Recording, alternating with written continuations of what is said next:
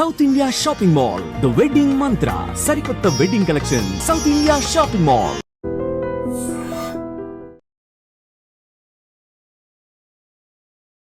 నమస్కారం, welcome to I dream. ధర్మ మార్గ విత్ విజిత కార్యక్రమానికి స్వాగతం.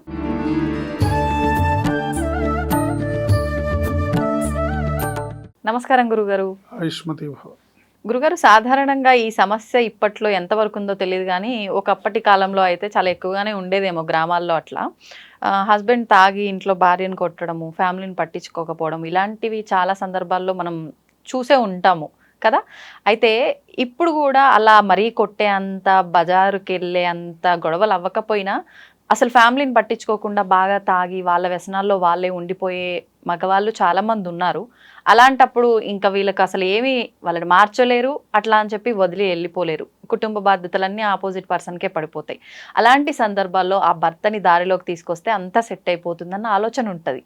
అలాంటి వాళ్ళని దారిలోకి తీసుకురావాలంటే ఏదైనా మంత్రం ఉందా? తప్పకుండా ఉంటుందమ్మా. అంటే గతంలో ఈ సమస్య చాలా ఎక్కువ ఉండేది, కానీ ఇప్పుడు ఆడవాళ్ళు బాగా అవేర్నెస్తో ఉండి ఏంటి తగ్గేదేలే అన్నట్టుగా ఉంటున్నారు కదా. అంటే మరి పడి ఉన్నప్పుడు రూమ్లో వేసి పిల్లిని కొట్టినా కూడా పిల్లి పులి అవుతుంది. సో ఇవాళ స్త్రీ పరిస్థితి ఎన్నో ఏళ్లుగా అణగదొక్కబడి వివక్షకి గురై ఎన్నో ఏళ్ళుగా పురుష జాతితోని ఇబ్బందులు పడిన వాళ్ళు ఇవాళ తిరిగి అంటే ఏదిస్తే మనకు అదే వస్తుందని ఇవాళ మొత్తం రివర్స్ జరుగుతుంది అంతా కార్యక్రమం అంతా. అంటే ఏదేమైనప్పటికీ కూడా కుటుంబం బాధ్యత అనేది యజమానిది కాబట్టి ఇప్పటికీ కూడా చాలామంది హౌస్ వైఫ్లు ఉన్నారు కాబట్టి, అంటే అందరూ ఉద్యోగస్తులే లేరు. అవును, కుటుంబ భారాన్ని మోస్తూ పిల్లలు చూసుకున్న హౌస్ వైఫ్స్ ఉన్నారు. సో ఈ హౌస్ వైఫ్స్ భర్త సంపాదించి తీసుకొచ్చి ఇస్తేనే కుటుంబాన్ని గడపాలి.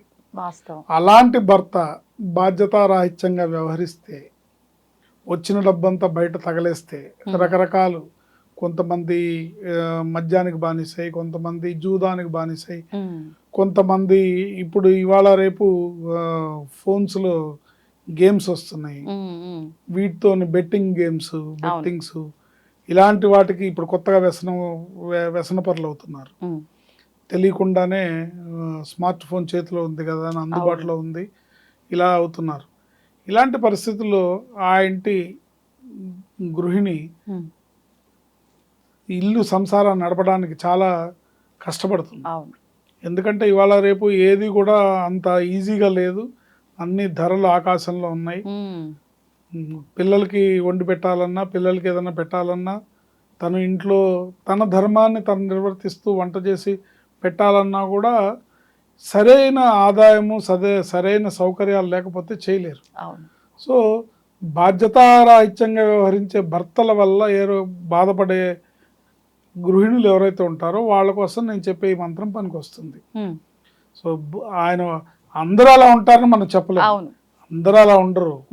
ఎందుకంటే సమాజంలో ఇప్పుడున్న సమాజంలో రకరకాల మనుషులు, రకరకాల పరిస్థితులు, అన్ని రకాల వాళ్ళు ఉంటారు. బట్ మనం చెప్పేది టోటల్గా మగవాళ్ళకి చెప్పినట్టు అని కాదు, లేదా టోటల్గా ఆడవాళ్ళు బాధ్యతగా ఉంటారని కాదు.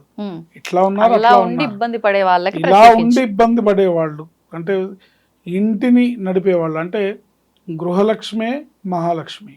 మీ ఇంట్లో ఉన్న ఇల్లాలే మహాలక్ష్మి.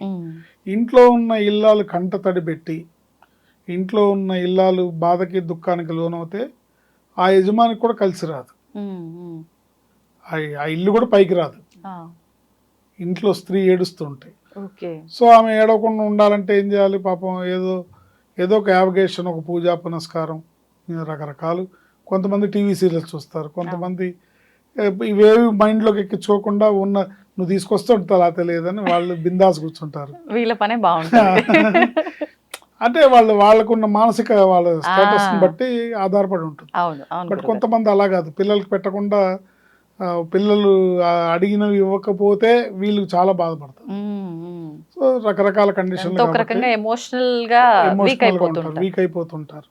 సో వాళ్ళు లలితా సహస్రనామ స్తోత్రాన్ని చక్కగా అలవాటు చేసుకొని పారాయణ చేసుకుంటే ఇంట్లో ఇర్రెస్పాన్సిబుల్గా ఉండే భర్త వశమవుతాడు. వశమవుతాడంటే ఇక్కడ అర్థం ఏంటంటే కుటుంబానికి బాధ్యతకి వశమవుతాడు అని.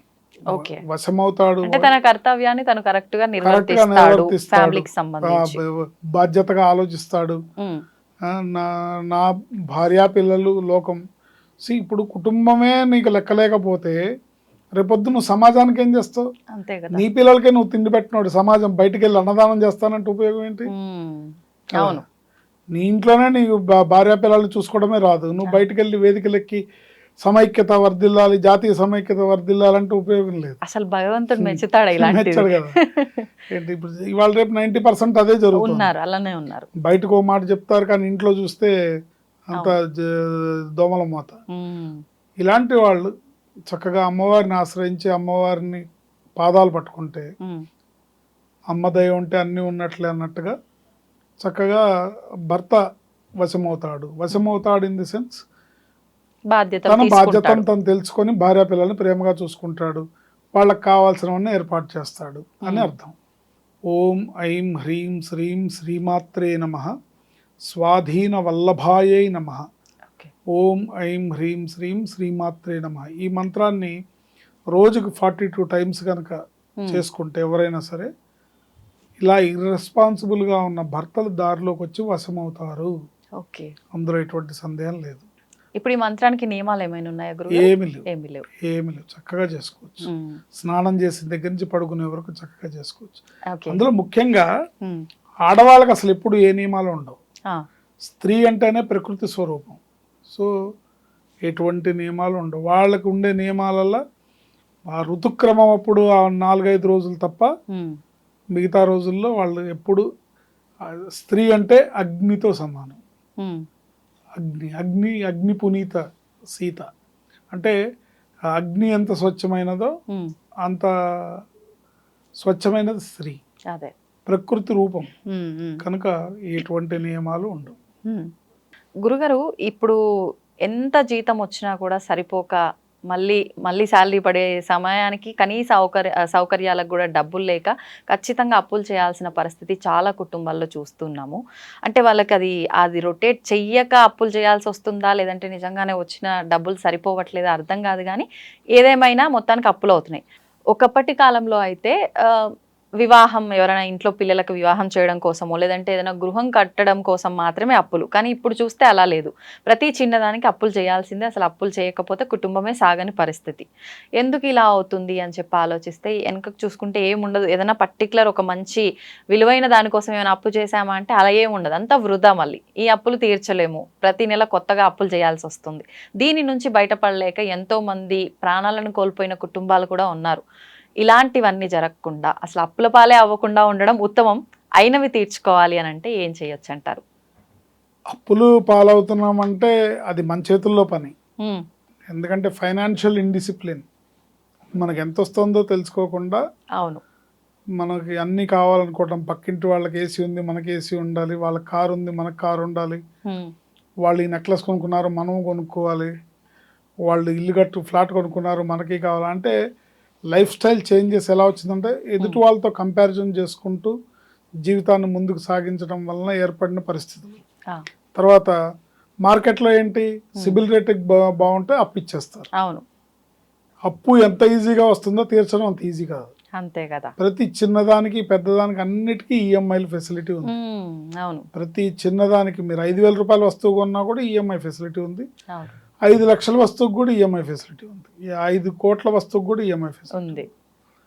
ఇలాంటి పరిస్థితుల్లో మనకి ఏది కావాలి, ఏది అక్కర్లేదు, ఎంతవరకు ఉండాలి, ఎంతవరకు చేసుకోవాలి, ఇది మనకు అవసరమా కాదా? అవసరమే ఉండొచ్చు. అంటే ఒకప్పుడు లగ్జరీస్ అన్ని ఇప్పుడు నెససరీస్ అయిపోయినాయి.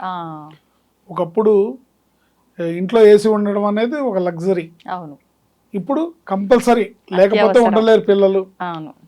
సమ్మర్ అసలు ఉండలేము, కష్టం. అంటే మారిపోయింది కాలానుగుణంగా మనుషుల ఆలోచనలు, మనస్తత్వాలు మారిపోయినాయి. సో ఇవన్నీ ఒకప్పుడు లగ్జరీస్ అన్నీ ఇప్పుడు నెసెసిటీస్ అవటము, పక్క వాళ్ళ లైఫ్ స్టైల్తో మన లైఫ్ స్టైల్ని కంపేర్ చేసుకోవడము, ఈజీగా అప్పు దొరకడము, క్రెడిట్ కార్డు జేబులో ఉండటము, అవసరమైతే 1,00,000 రూపాయలు ఖర్చు పెట్టే అవకాశం ఉండటము, వెళ్ళిపోయి స్వైపింగ్ చేయడము, ఇవన్నీ అప్పుల పాలవడానికి కారణాలు. వీటిని కంట్రోల్ చేసుకుంటే అట్రాక్ట్ అవ్వడం వల్ల తెలియకుండానే ఉబిలో కూరుకుపోతున్నాం. వద్దంటే ఒక బ్యాంక్ మీకు కార్డు ఇచ్చిందంటే 10 బ్యాంకులు ఇచ్చేస్తాయి, అంతే. 10 కార్డులు ఉంటాయి. పొద్దున్న లేసి ఈ కాల్సే సో ఎక్కువైపోతున్నాయి. 15-20 లక్షలు ఈజీగా మీరు స్వైప్ చేయొచ్చు ఒక రోజులో. అలాంటప్పుడు మరి అప్పుల పాలవకి ఏమవుతాం అదే కదా కదా. అందుకని దాన్ని జాగ్రత్తగా చేసుకుంటూ మనకు అవసరమా కాదా, మనం ఇది ఇప్పుడు ప్లానింగ్ అనేది ఇప్పుడు అవసరమా, అవును కొనాలి డెఫినెట్గా. ఇప్పుడు అన్నీ అవసరమే మనిషికి. లగ్జరియస్ లైఫ్ని లీడ్ చేయడం తప్పు కాదు, అవును. దానికోసం ఆదాయాన్ని పెంచుకోవాలి కానీ అప్పులను పెంచుకోకూడదు. ఆదాయం పెంచుకునే మార్గాలను చూసుకోవచ్చు. Okay dream is the power of achievement. నాకు ఇది కావాలని డ్రీమ్ చేయాలి, ఆ డ్రీమ్కి తగ్గట్టు మనం దాన్ని వర్కౌట్ చేయాలి, వర్కౌట్ చేసుకొని దాన్ని సాధించుకోవాలి. ఎందుకంటే ఫైనాన్షియల్ ఇండిసిప్లిన్ అనేది చాలా అవసరమైన ఫైనాన్షియల్ ఇండిసిప్లిన్ అనేది అనాలోచితంగా చేసుకోవడం వల్ల ఇబ్బందులు పాలవుతాం. అవును. ఎందుకంటే సాధారణమైన జీవితాన్ని జీవించడానికి కూడా ఒక క్యాలిక్యులేషన్ ఉంది.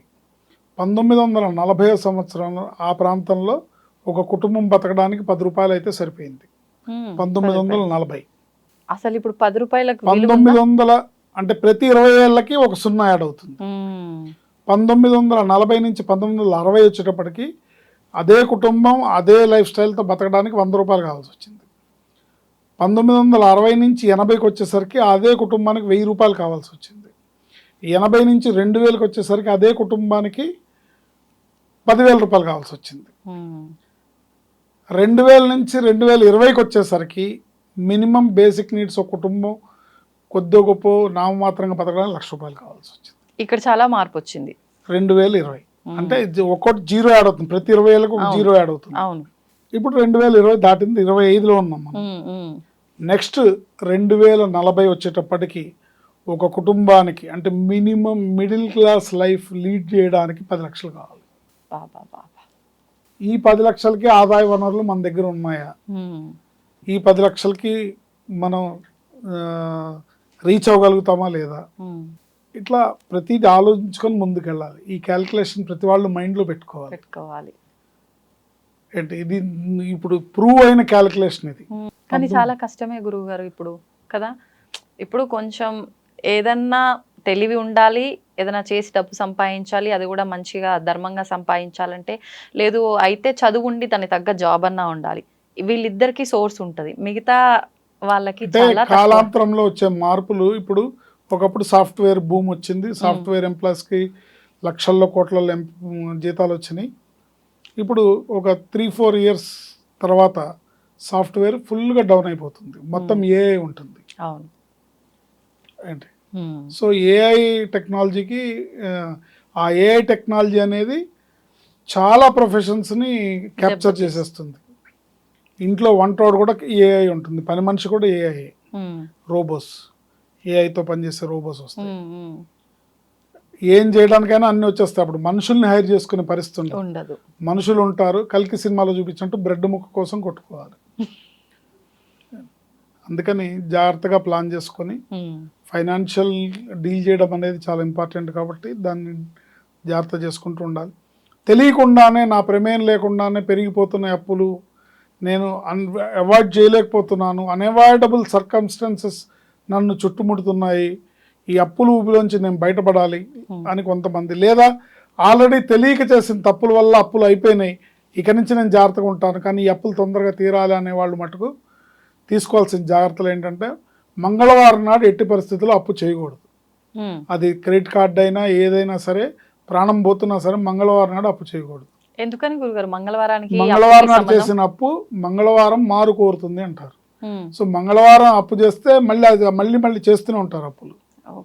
మంగళవారం నాడు అప్పు తీర్చచ్చు, మీరు ఎవరికైనా ఇచ్చేది ఉంటే ఇవ్వచ్చు. నెక్స్ట్ మంగళవారం నాడు అప్పు తీసుకోకూడదు, మీరు ఎవరికన్నా ఇవ్వకూడదు. మీరు ఎవరికన్నా మంగళవారం నాడు ఇస్తే ఆ డబ్బులు రావు, ఇంకా రావు అనుకోని బదులు ఇవ్వటం, అప్పుగా ఇవ్వటం అలాంటివి కూడా చేయకూడదు.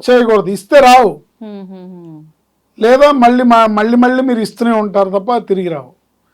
మంగళవారం నాడు అప్పు చేయకూడదు, అప్పు తీసుకోకూడదు.